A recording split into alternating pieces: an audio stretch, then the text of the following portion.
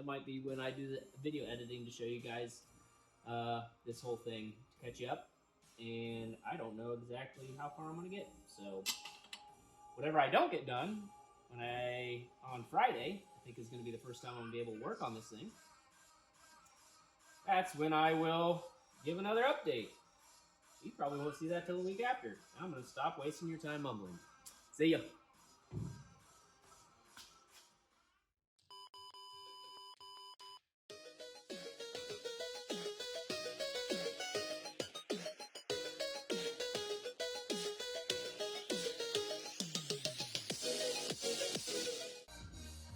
See anything different? Seth, you're correct. The red RTV glue does not work.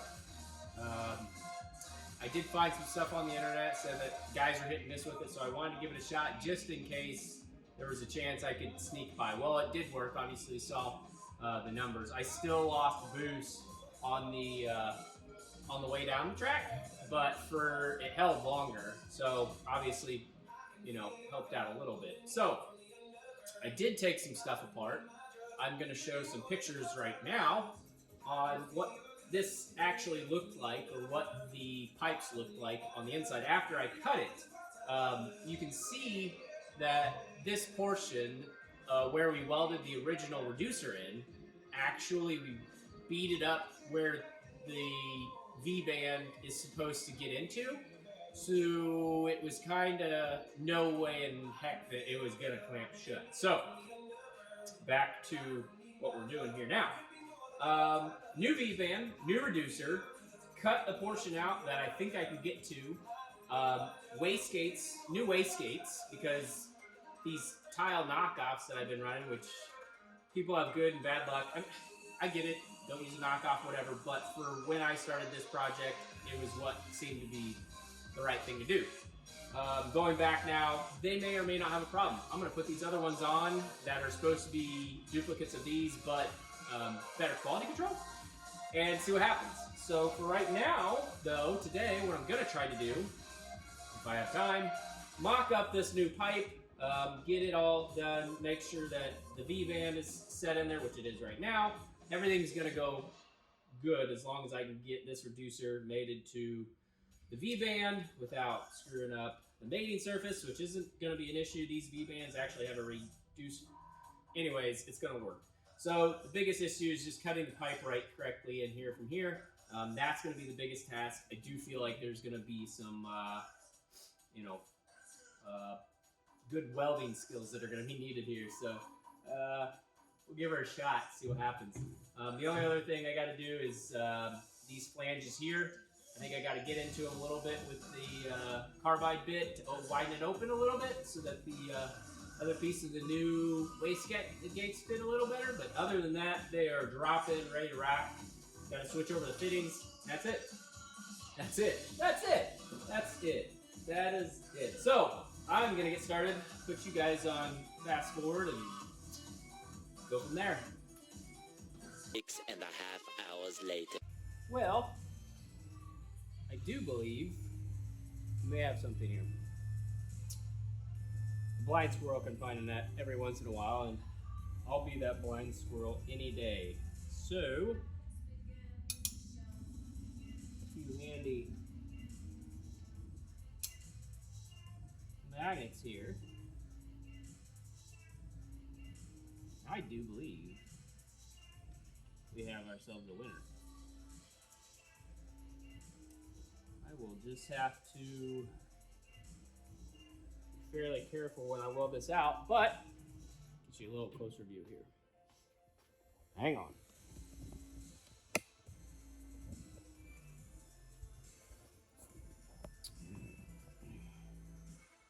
There we go, a little steadier for you. So here we go. So this is it. This might be a little tad too warm. Let me get my glove back on here. So as you can see, there's a few gaps, such as like down there, but I can manipulate this a little bit here and there to fill gaps. As you see, as I move this to fill that gap, I have this. This can slide out a little bit because it doesn't have to be all the way jammed up in there when I weld it out. there is a secondary ridge in there that I can push that onto. So that's what we'll end up doing. Everything does have a slight degree of radius to it. So if I rotate this, you can see the gap grows, but as I rotate it to where it should be, which is like right here, the gap goes away. Again, once I tack everything up and beat on it a little bit, it should be perfect. That's the plan, at least. So I'm gonna call this good. Obviously, when I do that, I'll put the clamp on here so that we have a nice tight fit. So moving on. Next is to grind this stuff out. That little ridge in there. I just gotta make it a little bit bigger for the new wastegate to work. So that's next.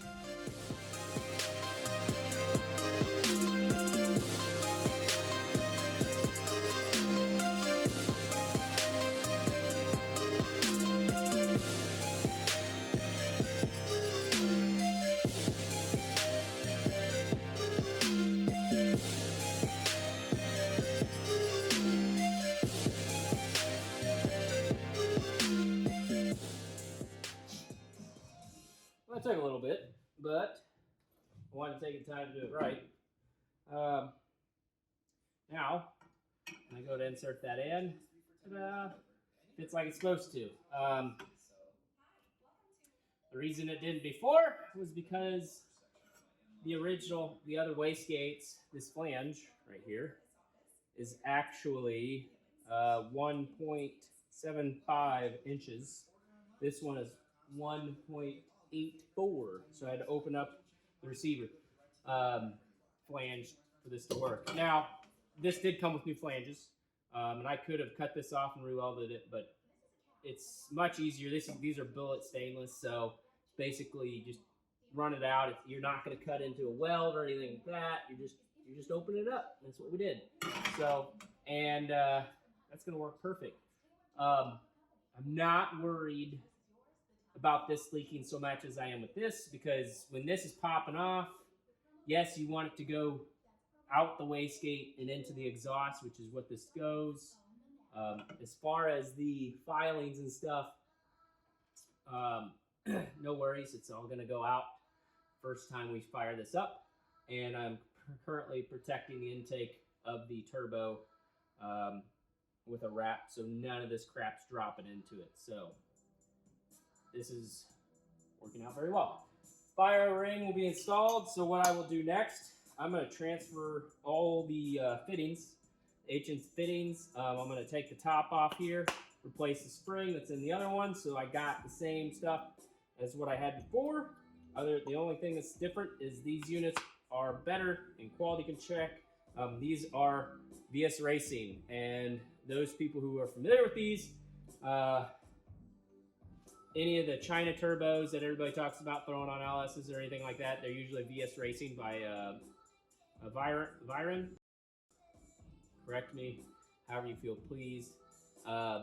He's the guy that's been, taking the China stuff and kind of putting quality control at first, like up front, and really turning out some good products. So good that now his stuff is being sold by Summit. These are straight out of Summit. So you got to know that they got some quality control going on, or else these things would be getting shipped back all the time. These are supposed to be a direct replacement for Tial MVRs. They do have the water jackets and a couple other things going on. Multiple ports. Top port has 2, and the bottom port has a couple. But we'll plug all that stuff up. I'll show you what we got going on there. Take you back over the bench. Switch this stuff out. Go from there. Then we got a whole nother one to do. Perfect.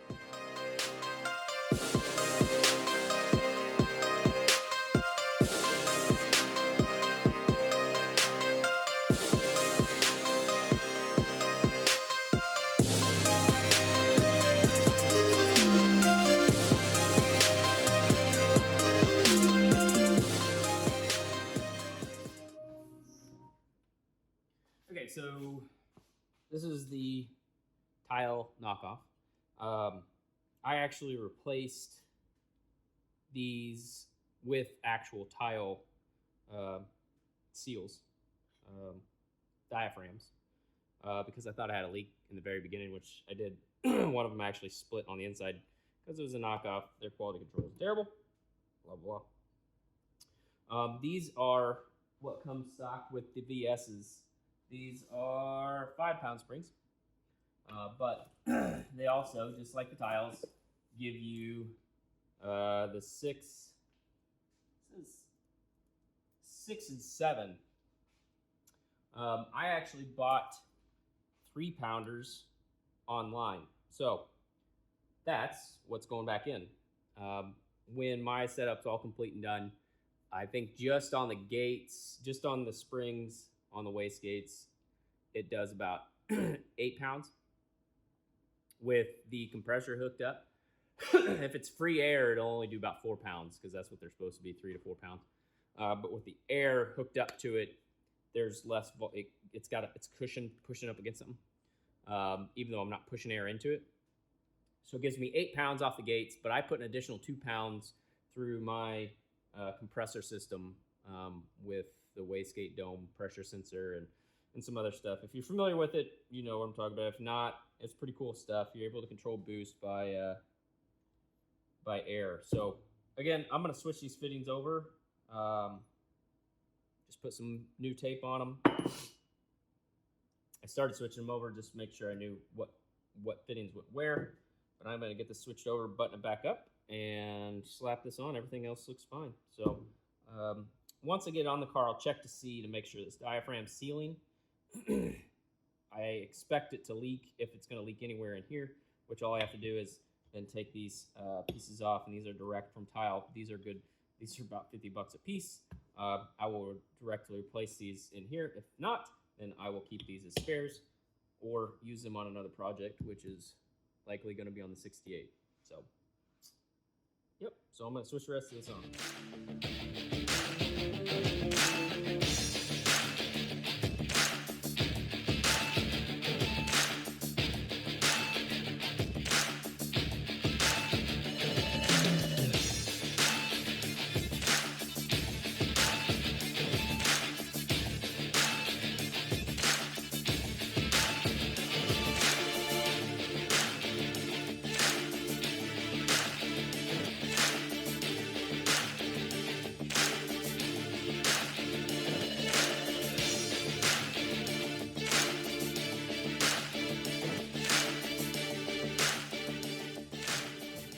We got it all together. I think we're gonna fit this up. See what happens here. See if we got everything. See what happens.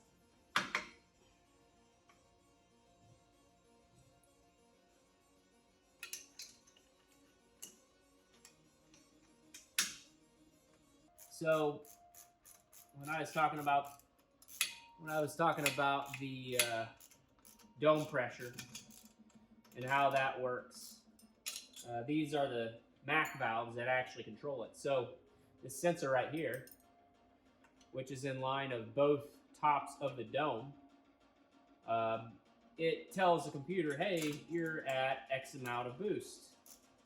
That's not actual boost, that's the manifold seeing, that's boost at the top these are seeing. So you get your spring pressure plus whatever is on the top here. And that can vary depending on application, where you put the sensor, how good your system flows, you know, where everything else is, blah, blah, blah. So normally, what I run on this is, well, at least launch-wise, like I was saying, currently, we're on 8 pounds off the springs, and then additional 2 off the compressor. So it's actually applying pressure on the top of this wastegate to help the spring keep that down, keep the valve down of the wastegate. And what that allows this to do is more boost is created until it says, until the PSI or the boost, the MAP sensor back there, manifold air pressure or atmospheric pressure sensor, says, hey, I'm at 10, then this guy over here will start venting. It will say, okay, we're here. You know, the ECU talks to all this stuff, and it says, hey, you're at 10. And it goes, okay. So it starts venting off all this stuff to the atmosphere to float this valve right at 10, right? It may be chatter, and that's where you hear the, you know, if you're on the two-step, pop, pop, pop, pop, pop, that's that valve going up and down with the pressure and all that. So, all right, it looks like new wastegate is installed. That's exciting. I was really worried about that because I hope they work, obviously. If these didn't work, I was either going to have to buy the Tial actual wastegates, which I don't even know if they would have fit, and if they didn't fit, then I'd have to modify it, not to like what we're doing here, but to actually the flanges. Now this is the VS Racing and the other knockoff were based on that MVR Tial, so I don't know if it would actually work or not, to tell you the truth, but I'm putting my money on these guys right here. So I am going to cut a new piece of 1/4-inch tubing to get this sensor to match up, or get the sensor the right distance for the dome. And then I'm going to do the whole side over there, but I doubt I'm going to show that to you because there's no sense in wasting your time watching two things of the same thing over again for the second time.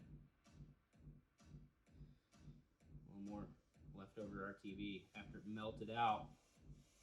It's been real nice.